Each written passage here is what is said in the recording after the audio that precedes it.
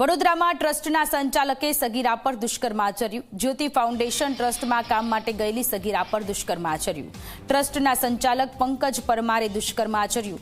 Social મીડિયાથી સંપર્કમાં આવેલા શખ્સ આદેશ ગોહિલ પર પણ દુષ્કર્મનો આરોપ છે। સગીરા ગર્ભવતી થયા બાદ સમગ્ર ઘટનાનો પર્દાફાશ થયો।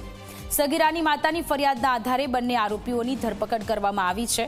તો વડોદરાની આ ઘટના છે। મકરપુરા પોલીસ સ્ટેશનના એસએસસી હોસ્પિટલથી એક ભરતી મળી હતી, જેમાં ભોગ બનનાર 18 વર્ષથી ઊંચી ઉંમરની છે અને ગર્ભવતી છે।